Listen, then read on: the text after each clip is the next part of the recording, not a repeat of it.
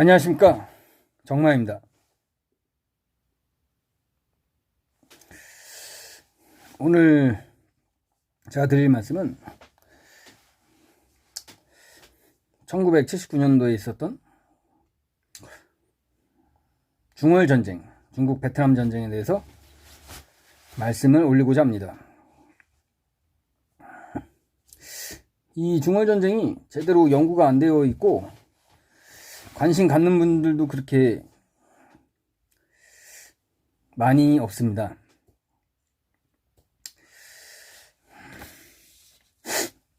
한 달도 안 되는 짧은 기간에 벌어진 전쟁이었지만 이 전쟁에 담긴 역사적, 국제정치적 의미는 상당히 깊습니다.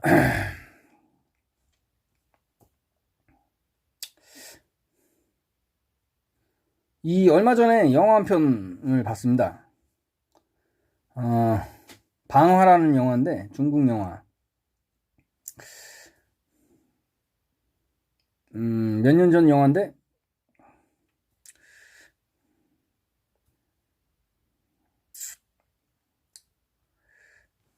인민해방군, 중국의 인민해방군, 문화예술단 단원들끼리의 어떤 사랑과 갈등, 그리고 그들의 청춘을 그려낸 영화인데, 이 영화에 중월전쟁의 한 부분이 들어갑니다. 상당히 잔인한데, 중국군이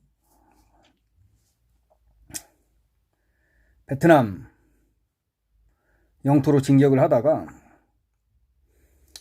늪에서 매복에 걸려가지고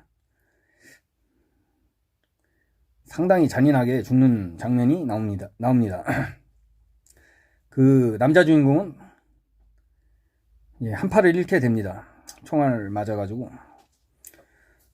보통 베트남에서의 전투가 이런 식이었습니다. 엠부시, 매복전, 울창한 살림, 밀림, 그 속에서 불시에 나오는 매복전. 이게 옛날 미국이 개입한 베트남 전쟁에 있어서도 상투적인 전투의 전형이었습니다.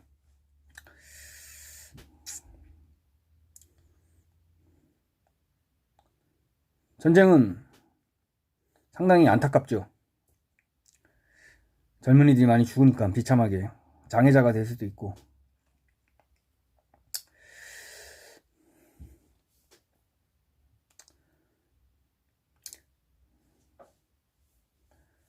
같은 공산주의 국가들끼리 79년에 중국과 베트남은 전쟁을 벌이지만 이것은 명백히 엄연한 국제법상으로는 중공의 불법 침공이었습니다.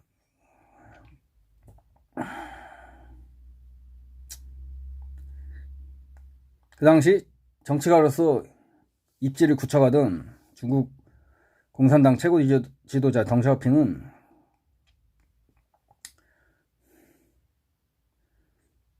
이 중월 전쟁을 통해 자기 자신의 군부에서의 정치적 입지를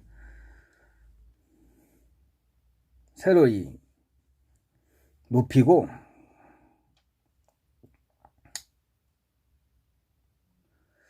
확고한 정치 지도력을 확립하기 위해서, 또한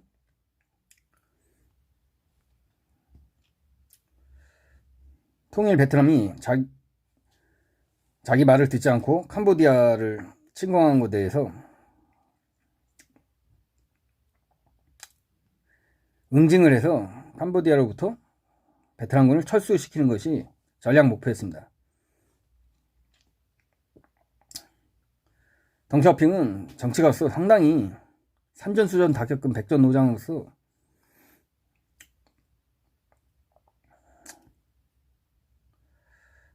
노회한 전략가였기 때문에 이 베트남 침공 전에 미국을 비롯한 동남아 국가들을 순방함으로써 이 전쟁을 시작하는 것에 대한 나름대로의 양해를 미리 구해 두었습니다. 상당히 영민한 전략가죠.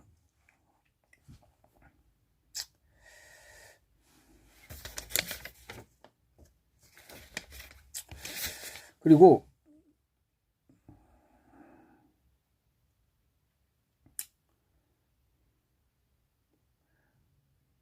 덩샤오핑은 전쟁을 단기간에 끝냄으로써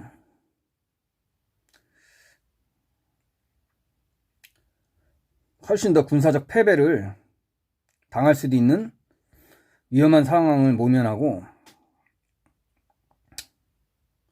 나름대로의 정치적 목표를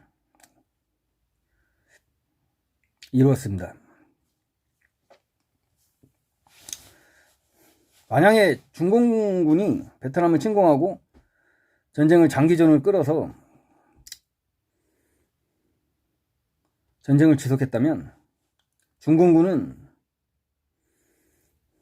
단순한 고전이 아니라 엄청난 군사적 패배를 베트남군에게 당했을 것이고, 아마 중국 공산당이 추진하던 개혁 개방도 상당한 차질을 빚어서 중국의 경제 발전은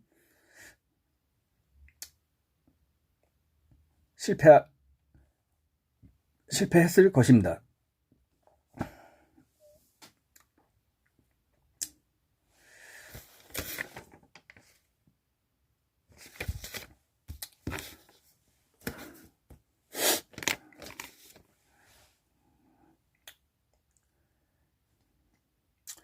나름대로 덩샤오핑 훌륭한 정치가로서 전략가로서 상당한 통찰력과 정치적 수완을 보유했다고 평가할 수 있겠습니다. 사실 중국 공산군 인민해방군은 79년도 당시에 상당한 약체였습니다. 문화대혁명을 통해서 우수한 인민해방군 장성들, 장교들이 많이 정치적 이유로 숙청되었고, 문화대혁명 때문에 군사적 현대화를 이루지 못했기 때문에 솔직히 병력 수만 많았지 상당한 오합지졸이었습니다.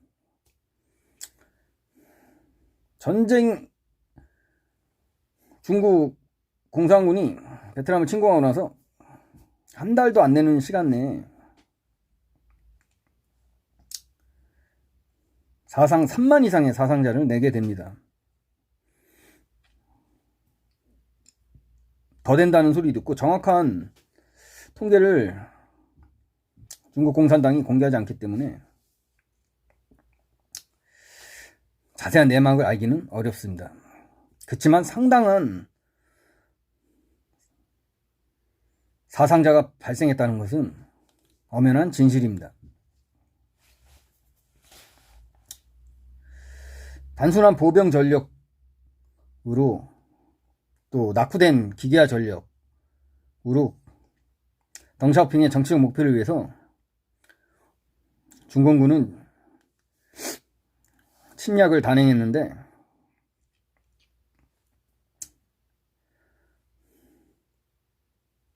베트남은 거의 30년 이상을 프랑스, 미국과 전쟁을 치른 상태이기 때문에 상당히 노예한 군대죠. 노예한 군대로서 탁월한 전략적 사고로서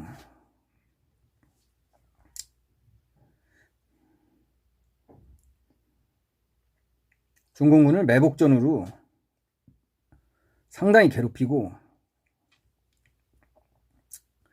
또 중국 본토의 후방까지 진격하는 등 아주 다양하고 입체적인 군사작전을 성공적으로 펼쳤습니다. 그 당시 베트남 북부를 지키는 부대는 베트남군의 정예 병력이 아니라 2성급 부대였고 민병대가 많았는데도 불구하고 중공군 정규군에 대해서 상당한 전과를 올리게 됩니다. 중공군의 성과락은 피를 피로써 씻으면서 진격하는 한만 인명을 엄청나게 손실시키는 무자비하는 진군 전략이었는데 베트남 북부의 랑순이라는 시를 300문의 포병 전력을 동원해서 가까스로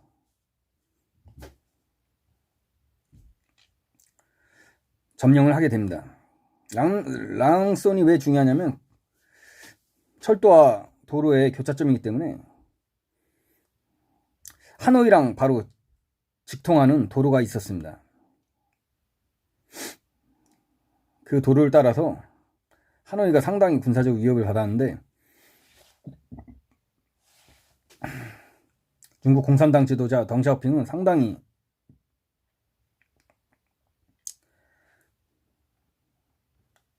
영리하게 철수를 하게 됩니다. 거의 중공군이 모든 역량을 동원해서 겨우 베트남 북부에 몇 개 지역을 차지했다가 물러났는데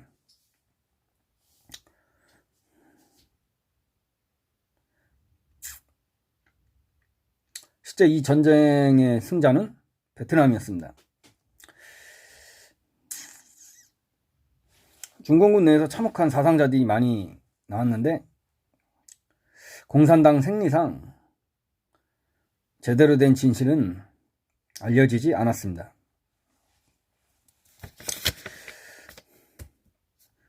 베트남이 미국과 전쟁을 할 때, 베트남 노동당이 미국과 전쟁을 할 때 상당히 중국 공산당과 친밀하게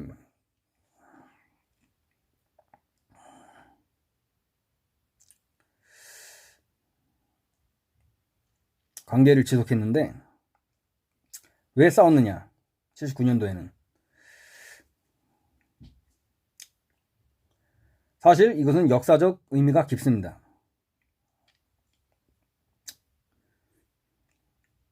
역사적 연원이 상당히 깊습니다. 거의 베트남 민족은 중화 제국주의에 대항해서 천년의 전쟁을 벌였던 민족입니다. 지정학적으로, 숙명적으로 중국과 투쟁할 수밖에 없었던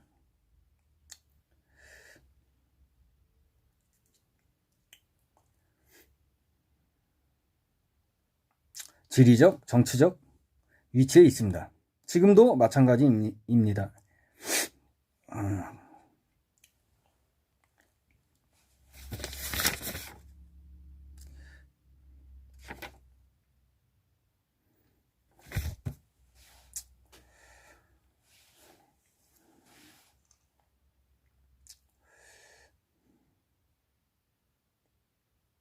제 개인적인 생각은 베트남이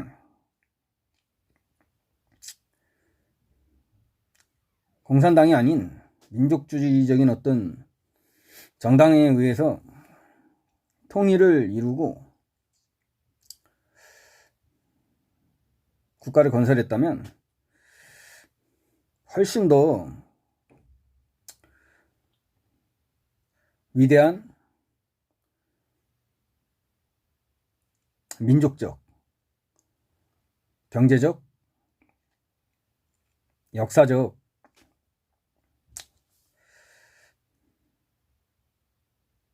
발전을 하지 않았을까 생각합니다. 베트남 민족이 굉장히 오랫동안 왕조 국가로서 유구한 역사를 자랑하기 때문에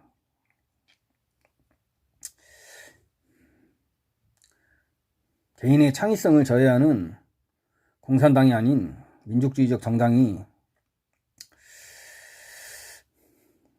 국가를 건설했다면 더 좋지 않았을까 개인적으로 생각하고 있습니다.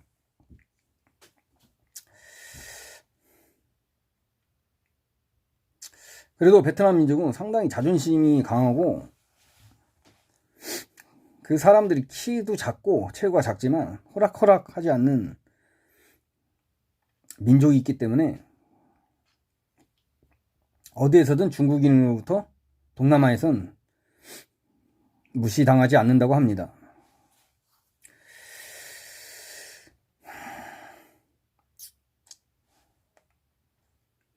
지금 한국은 경제적으로 많이 윤택해졌지만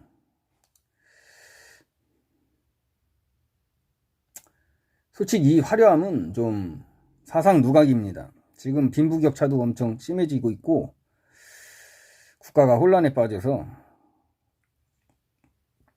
경제적으로 지금 쇠퇴하고 있는 중입니다.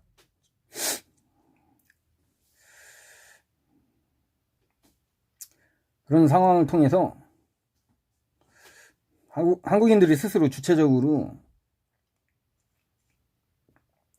이 역사를 헤쳐나가지 않는다면 과거 역사를 볼 때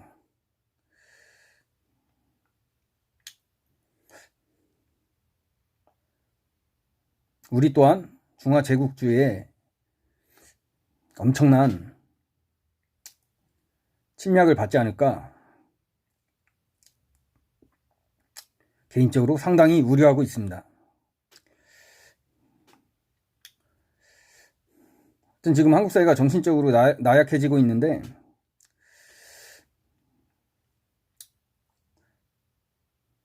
상당히 자존심이 강한 베트남 민족의 역사와 문화를 학습하고 본받아서 우리 스스로의 주체성을 확립해서 이 대한민국을 수호해 나가야 한다고 생각합니다. 오늘 시청해 주셔서 감사합니다. 감사합니다.